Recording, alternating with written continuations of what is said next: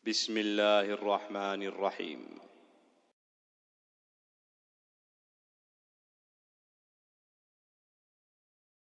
Assalamualaikum warahmatullahi wabarakatuh. Alhamdulillahirabbil alamin. Rabbis samawati wal ard. Wassalatu wassalamu ala nabiyyina wa habibina Muhammadin sallallahu alaihi wasallam wa ala alihi al-athhar wa sahbihi rafi'ina qa'idadin wa man tabi'ahum bi ihsanin ila yaumiddin thumma amma ba'du. Para pendengar yang budiman yang dirahmati Allah Subhanahu wa taala dimanapun antum semua berada, alhamdulillah pada kesempatan kali ini insyaallah kita akan sama-sama mengkaji, akan sama-sama membahas satu topik insyaallah yang berjudul fenomena al-ghazwul fikri. Fenomena yang pertama adalah tentang latar belakang al-ghazwul fikri. Mayoritas pengkaji atau peneliti tentang masalah al-ghazwul fikri meyakini bahwa munculnya al-ghazwul fikri sebagai sebuah fenomena baru untuk menciptakan hegemoni barat yang dijiwai oleh nilai-nilai Kristiani. Jadi al-ghazwul fikri adalah sebuah fenomena baru yang diciptakan untuk menciptakan hegemoni barat yang dijiwai oleh nilai-nilai Kristiani. Ini penting sekali kita garis bawahi. Walaupun barat juga sangat terpengaruh oleh Yahudi dan bahkan berada dalam cengkraman mereka yaitu Yahudi tersebut, mayoritas pengkaji dan peneliti ketika melihat fenomena al-ghazwul fikri, mereka berkeyakinan dan berkesimpulan pandang bahwa latar belakangnya dari adanya ghazwul fikri dikarenakan kekalahan mereka yaitu Barat dalam perang salib. Tepatnya terjadi pada abad ke-12 sampai ke-13 Masehi. Kekalahan tersebut yaitu kekalahan dalam perang salib menjadi inspirasi mereka yaitu orang-orang Barat untuk memerangi Islam dengan cara dan senjata lain tanda kutip, selain dengan jalan kekerasan atau invasi militer. Kenapa demikian? Sebab mereka meyakini sebesar apapun kekuatan mereka, mustahil menurut mereka dapat mengalahkan kedijayaan Islam dan kaum muslimin. Ini harus disadari oleh kita selaku kaum muslimin. Orang-orang Barat meyakini para pejuang Islam dalam menjalani peperangan mereka bertempur dengan spirit akhirat, kemudian dengan dedikasi dan kepahlawanan tanpa batas dalam membela dan memperjuangkan agama Allah Subhanahu wa taala. Masih tersisakah spirit ini? Kita berharap masih dan senantiasa bergejolak dan bergelegak dalam dada setiap kita, setiap kaum muslimin. Karena demikian kenyataan yang ada pada kaum muslimin dan mudah-mudahan kita pun seperti itu, memerangi Islam dengan kekuatan senjata menurut pandangan mereka Barat hanya berakhir dengan kekalahan dan kenistaan terbukti di perang salib. Berangkat dari realita tersebut, Barat kemudian merubah strategi perang mereka. Strategi perang dalam menghadapi umat Islam. Mereka tidak lagi memakai kekuatan senjata, tetapi memakai kekuatan logika, yang akhirnya disebut dengan al-ghazwul fikri. Senjatanya adalah logika, senjatanya adalah nalar, senjatanya adalah ide, senjatanya adalah pemikiran. Apapun harga yang harus dibayar, dan berapapun waktu yang dibutuhkan, Barat telah mantap dan yakin untuk menggunakan strategi al-ghazwul fikri sebagai upaya untuk menghancurkan Islam dan kaum muslimin. Ini harus disadari oleh kita semua. Oleh karena itu, para pendengar yang dirahmati Allah Subhanahu wa taala, sebagai kaum muslimin, kita semua harus menyadari betul. Menyadari bahwa kekalahan perang salib bagi pihak Barat benar-benar menyisakan luka yang dalam. Terlebih mengaduk-ngaduk kedengkian, kebencian dan permusuhan terhadap Islam di dada orang-orang Barat itu sendiri. Dan apa yang tersimpan dalam dada tersebut, cepat ataupun lambat mulai terwujud atau bahkan diwujudkan dalam realita. Khususnya bila kita mencermati apa yang terjadi dewasa kini. Utamanya adalah kebijakan politik Amerika terhadap dunia Islam dan dalam menyikapi agresi Israel terhadap Palestina. Para pendengar yang dirahmati Allah Subhanahu wa taala, dimanapun antum semua berada, itu catatan ataupun renungan bagi fenomena yang pertama. Fenomena yang kedua, tahapan al-ghazwul fikri. Permusuhan Barat terhadap Islam dan umatnya tidak muncul dan terjadi secara tiba-tiba atau baru kemarin terjadi. Tidak. Permusuhan tersebut telah berlangsung sejak lama. Bahkan semenjak fajar Islam mulai menyingsing di ufuk dunia. Oleh karena itu, Al-Ghazwul Fikri yang merupakan sebuah strategi perang dan sebagai konsep untuk mengejawantahkan permusuhan lahir melalui tahapan dan fase perkembangan yang berlangsung lama, waktu yang panjang dan melalui perbincangan yang alot. Secara umum, banyak peneliti menyatakan bahwa Al-Ghazwul Fikri lahir secara sempurna setelah melalui 4 fase tahapan. Yang pertama adalah infiltrasi Yahudi atau yang diistilahkan dengan Al-Israiliyat. Para pendengar yang dirahmati Allah Subhanahu wa taala. Yang dimaksud dengan Al-Israiliyat adalah infiltrasi atau penyusupan yang dilakukan oleh sebagian Yahudi awalnya. Semisal Abdullah bin Saba. Yahudi berjiwa dan berhati Yahudi pura-pura masuk Islam dan memakai nama Islam Abdullah. Siapa lagi contohnya? Ibnu Al-Muqaffa, Ibnu Ar-Rawandi, dan Yahudi-Yahudi lainnya yang berusaha keras dan gigih, berusaha untuk mengeruhkan akidah Islam, mengeruhkan dan mengotori akidah Islam dengan ajaran lain yang akan mengotorinya, ajaran lain yang akan merasukinya, sehingga ajaran Islam pun menjadi tereduksi, menjadi tidak murni, menjadi kotor. Israiliyat ini dilakukan pada hampir semua aspek agama, terutama tafsir, hadis, dan adab. Bahkan yang terakhir yaitu adab, sangat digemari dalam sejarah oleh para khalifah kaum muslimin.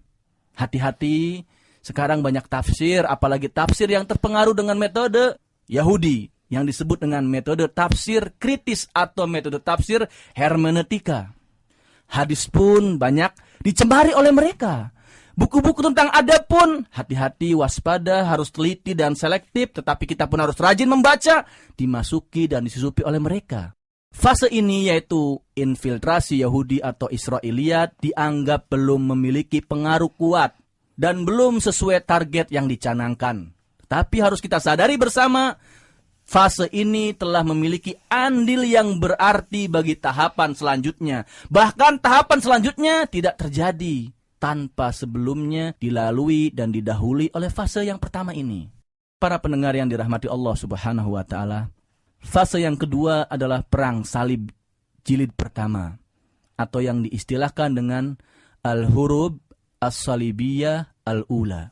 Pada fase ini, invasi militer yang mengandalkan kekuatan persenjataan dan juga mengandalkan mobilisasi massa dari umat Kristiani banyak dilancarkan sebagai upaya untuk menghancurkan akidah kaum muslimin dan untuk mengkristenkan mereka bila memungkinkan. Fase ini berakhir dengan kegagalan kaum salibis. Puncaknya ditandai dengan tertangkapnya pemimpin perang salib sekaligus Raja Perancis, Louis ke-9. Di kemudian hari bahkan hingga kini, kegagalan ini yaitu kegagalan perang salib menimbulkan luka yang sangat mendalam di hati orang-orang barat, sehingga mereka begitu mendendam kepada Islam dan kaum muslimin. Selama dalam penjara, Louis ke-9 senantiasa memikirkan berbagai penyebab kegagalan perang salib. Kenapa gagal? Hingga akhirnya dia menuliskan hasil renungannya dalam sebuah wasiat atau memoir yang sangat terkenal. Dalam wasiatnya, Louis ke-9 menyatakan bahwasanya, bila kalian, wahai orang-orang barat, ingin mengalahkan kaum muslimin, maka jangan memerangi mereka dengan kekuatan senjata semata. Dan terbukti kalian telah gagal. Kata Louis ke-9, yang harus kalian lakukan adalah memerangi akidah pemikiran mereka. Kenapa demikian? Karena itu adalah rahasia kekuatan mereka. Para pendengar yang dirahmati Allah Subhanahu wa taala, rahasia terbesar, spirit terkuat, tekad yang paling baja bagi kita kaum muslimin. Ingat baik-baik akidah kita, keyakinan kita, akidah dan keyakinan yang dijiwai oleh wahyu. Wahyu yang terpolakan dalam Al-Quran, sunnah Rasulullah Shallallahu Alaihi Wasallam, dan pemahaman para sahabat di atas manhaj Ahlus Sunnah wal Jamaah. Ini yang harus kita pegang teguh. Ini modal terbesar kita, tentunya dengan modal-modal lainnya. Para pendengar yang dirahmati Allah Subhanahu Wa Taala, tahapan ataupun fase yang ketiga adalah invasi pemikiran, atau yang diistilahkan dengan al-ghazwul fikri. Adalah fase yang merupakan kelanjutan dari perang salib. Pahami baik-baik oleh kita semua bahwasanya invasi pemikiran merupakan perpanjangan tangan dan kelanjutan dari perang salib, sehingga sering dianggap atau diistilahkan sebagai perang salib jilid kedua, perang salib babak kedua, perang salib baru. Dan itu betul semua. Fase ini dimungkinkan berjalan dengan mulus, dengan lancar, bila di negeri kaum muslimin sendiri, di negeri kita, tersedia tanda kutip dua kekuatan penopang dan penyubur invasi, yaitu pertama faktor eksternal, yaitu dengan berjalannya proses invasi budaya dan peradaban, at-taghrib ats-tsaqafi, yang sudah menjangkit dengan sangat akut dan menjalar dengan sangat kuat, juga karena sering terjadinya konflik politik. Khususnya ketika pihak militer mulai turun tangan dan ikut campur. Ini jalan lempang bagi keberhasilan fase yang ketiga, yaitu al-ghazwul fikri. Faktor yang kedua adalah faktor internal, yaitu dengan semakin banyaknya kader dari kalangan kaum muslimin yang telah tercuci otaknya sebagai hasil dari pendidikan mereka di barat. Anak buah para orientalis, kacung-kacung boneka dan antek-antek orientalis. Mereka begitu kritis terhadap ajaran Islam, tetapi nerima 100% dan mutlak ajaran dari guru-gurunya para orientalis. Dengan dalih objektif, dengan dalih metodologi, dan dengan dalih-dalih yang lainnya. Sungguh berbahaya keberadaan mereka ini. Para pendengar yang dirahmati Allah Subhanahu wa Ta'ala, bila keberhasilan dalam fase ini dianggap sudah sangat matang, maka Barat akan melanjutkannya ke fase keempat. Fase keempat yang sekarang pengaruh dan hegemoninya terasa semakin begitu kuat mencengkram, yaitu fase at-taghrib ats-tsaqafi. Alias fase yang keempat adalah westernisasi budaya. Sebenarnya fase ini perpanjangan tangan dari fase yang ketiga, tetapi mempunyai karakter utama, mempunyai ciri khas utama atas nama budaya, atas nama kultur.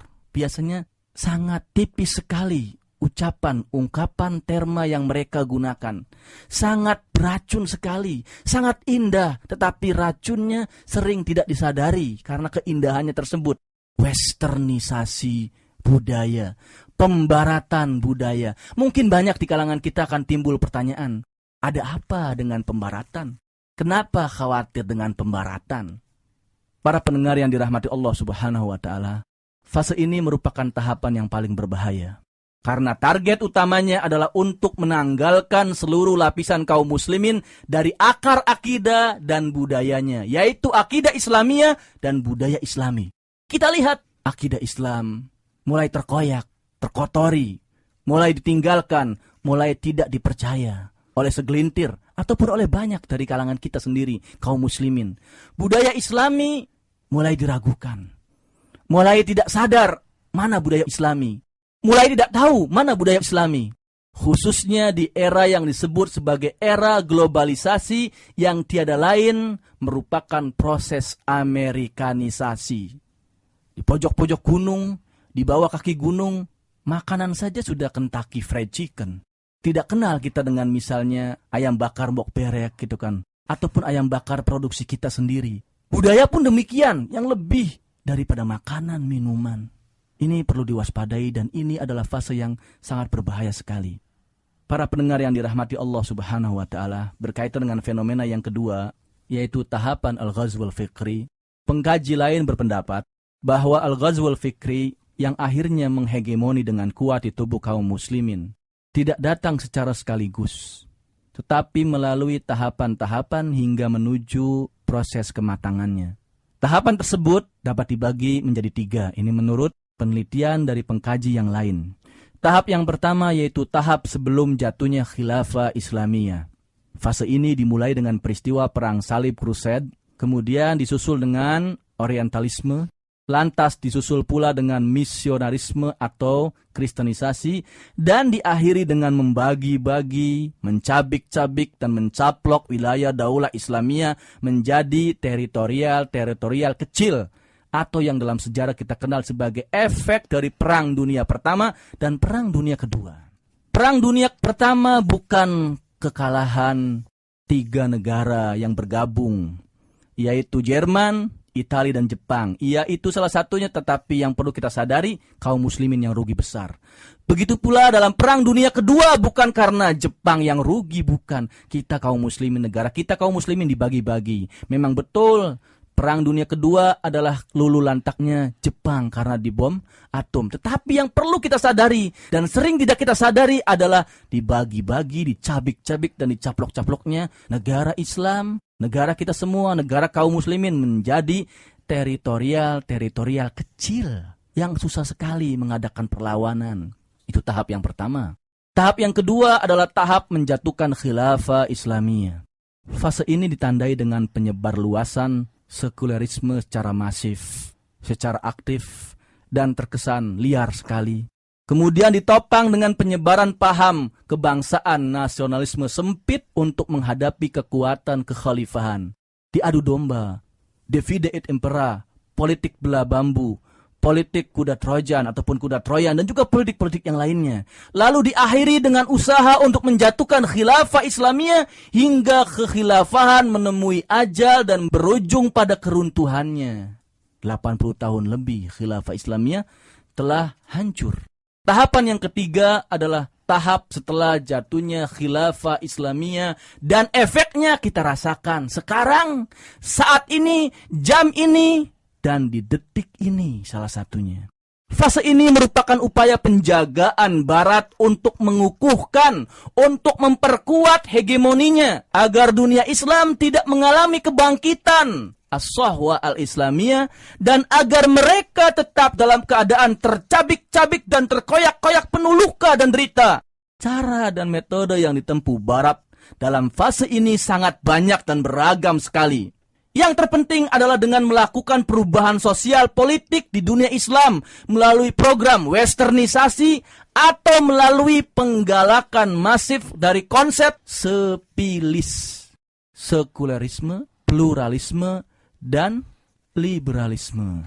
Para pendengar yang dirahmati Allah Subhanahu wa Ta'ala, itu adalah fenomena dan renungan yang kedua dari Al-Ghazwul Fikri.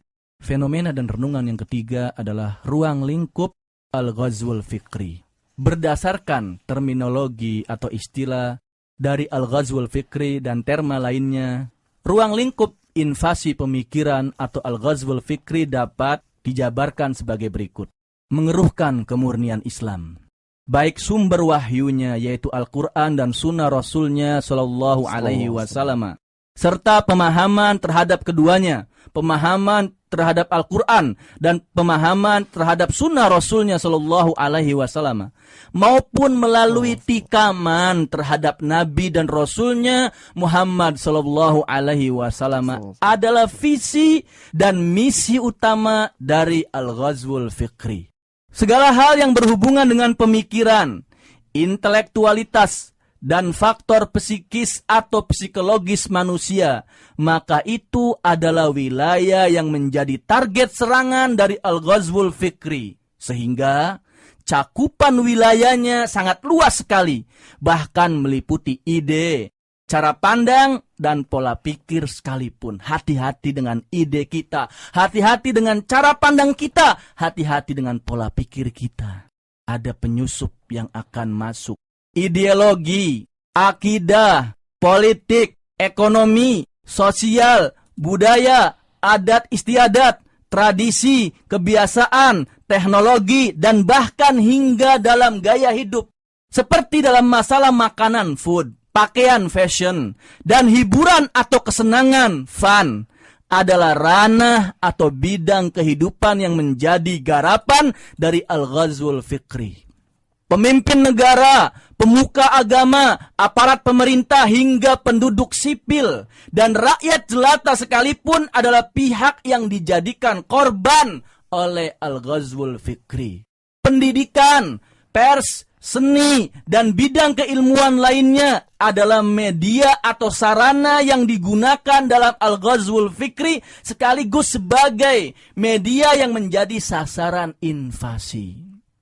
Zionisme, misionarisme atau kristenisasi, orientalisme, sekularisme, pluralisme, liberalisme, dan isme-isme lainnya, baik dari dalam maupun dari luar tubuh kaum muslimin seperti aliran dan paham sesat, adalah corong dan institusi yang digunakan dalam al-ghazwul fikri, lembaga, wadah yang digunakan dalam al-ghazwul fikri. Globalisasi adalah era atau masa yang ikut serta membantu tersebar luasnya al-ghazwul fikri. Oleh karena itu, tak jarang globalisasi sering diistilahkan dengan Amerikanisasi atau westernisasi pembaratan. Walaupun ada manfaat dari globalisasi, tetapi kita harus waspada, harus pandai mengadaptasi dan mengadopsi mana yang baik dan mana yang tidak baik. Para pendengar yang dirahmati Allah Subhanahu wa Ta'ala, kemudian fenomena dan renungan yang keempat dari al-ghazwul fikri adalah karakteristik, kekhasan, kekhususan al-ghazwul fikri. Sebagai sebuah metode dan strategi baru yang diprediksi lebih ampuh dari senjata lama, tanda kutip, yaitu al-ghazwul askari. Al-ghazwul fikri memiliki karakteristik istimewa yang membuatnya lebih unggul dari al-ghazwul askari, invasi militer. Lebih unggulan mana antara invasi pemikiran dengan invasi militer? Invasi pemikiran atau al-ghazwul fikri. Di antara karakteristik utama dari al-ghazwul fikri adalah 3 saja, tetapi bahayanya luar biasa. Yang pertama adalah penuh tipu daya dan jebakan, al-khida'. Barat yang memerangi Islam dan kaum muslimin manakala mereka menjalankan al-ghazwul fikri. Dalam pandangan banyak orang, dalam pandangan kita atau mayoritas dari kita, orang Barat terlihat seperti tidak sedang berbenturan dan berperang dengan kita. Karena memang tidak terlihat jelas adanya konflik. Konfliknya tidak kelihatan. Tetapi kita harus meyakini sesungguhnya mereka berada di balik layar yang entah di mana keberadaannya. Itu harus kita pahami. Adanya kekacauan dalam berpikir. Adanya pemahaman Islam yang tidak selaras dengan ajaran Islam itu sendiri. Adanya ini dan itu yang tidak baik karena ada aktornya. Senjata yang mereka pergunakan pun terkadang hanya berupa kata-kata yang mengesankan. Buku yang bersampul mewah, ini senjatanya. Kata-kata yang mengesankan, buku-buku yang bersampul mewah, program radio atau televisi yang menarik, film atau sinetron yang membius, dan lainnya. Itu senjatanya. Bukan pesawat terbang, bukan bom, bukan juga senapan ataupun yang lainnya. Bukan, senjatanya tadi kata-kata yang mengesankan, buku-buku yang bersampul mewah, program-program radio dan televisi yang menarik, film atau sinetron yang membius dan lainnya. Pamflet-pamflet, selebaran-selebaran, iklan-iklan, propaganda-propaganda dan juga yang lainnya. Bahkan bisa jadi invasinya, senjata invasinya adalah melalui tangan saudara kita sendiri, tanda kutip. Saudara kita baik sebangsa, sedarah, setanah air maupun seagama. Kok bisa? Kenapa demikian? Karena mereka telah menjadi agen-agen dari al-ghazwul fikri dan telah menjadi antek-antek musuh. Pada akhirnya, banyak mangsa dan korban yang tertipu, sadar ataupun tidak, dikhawatirkan banyak yang tidak sadar. Para pendengar yang dirahmati Allah Subhanahu wa Ta'ala, karakteristik kekhususan yang kedua dari al-ghazwul fikri adalah lebih berbahaya, al-khaturo. Tidak disangsikan lagi. baik berdasarkan kajian teoritis maupun berdasarkan data faktual di lapangan, bahwa al-ghazwul fikri jauh lebih berbahaya dari al-ghazwul askari. Kenapa demikian? Karena al-ghazwul fikri memiliki pengaruh kuat yang terkadang tidak disadari oleh bangsa atau oleh orang-orang yang terinvasi. Bahkan pengaruh al-ghazwul fikri bisa berlangsung selama berpuluh-puluh atau beratus-ratus tahun lamanya. Contoh nyata, Belanda mungkin hanya menjajah kita sekitar 350 tahun. Tapi sampai hari ini undang-undang buatan Belanda yang dipakai. Peraturan-peraturan buatan Belanda yang disenangi. Itu contoh nyatanya seperti itu. Di samping itu, kadang bangsa yang menjalankan al-ghazwul fikri, Barat dalam hal ini misalnya, tidak perlu bersusah payah untuk melakukan invasi. Tidak perlu mengirim pasukan sampai diekspos. Kenapa? Karena bangsa yang terinvasi akan secara sukarela melakukan apa yang diinginkan oleh mereka. Diadakan konser-konser musik oleh artis-artis jalang dari Amerika ataupun dari Barat. Malah kita bayar 5 juta, 10 juta. Khususnya senjatanya adalah melalui opini publik yang diekspos dan disiarkan melalui televisi atau mass media secara luas dan masif. Setel saja saluran ataupun channel tertentu ada iklan Amerika gemar peace, damai. Amerika adalah pahlawan dan pejuang humanisme. Amerika ini dan itu. Cuma itu kata-katanya. Para pendengar yang dirahmati Allah Subhanahu wa taala. Kemudian karakteristik dari al-ghazwul fikri yang ketiga adalah mudah dan ringan, al-bisatoh. Karena sedikit membutuhkan biaya. Tidak banyak menimbulkan korban jiwa bagi bangsa yang menginvasi, yaitu Barat, Amerika, Yahudi, dan yang lainnya. Dan seringkali tidak menguras tenaga atau tidak memerlukan usaha ekstra. Lewat kata, lewat ide liar, kata-kata busuk, dilemparkan begitu saja, diucapkan begitu saja, ditulis begitu saja, diekspos begitu saja. Seakan-akan tidak ada tanggung jawab. Oleh karena itu para pendengar yang dirahmati Allah Subhanahu wa taala, al-ghazwul fikri atau invasi pemikiran adalah fenomena nyata. Fenomena yang menjadi gejala yang telah mengenjala ada di sekitar kita. Waspada, ketahui, bersiaplah, lawanlah. Jangan hanya menerima. Jangan hanya memikirkan kita makan apa besok ya. Apa yang akan kita minum. Hidup bukan sekedar itu. Tetapi hidup adalah perjuangan dan perbuatan. Demikianlah para pendengar yang dirahmati Allah Subhanahu wa taala. Mudah-mudahan pengantar ini bermanfaat bagi kita semua. Wassalamualaikum warahmatullahi wabarakatuh.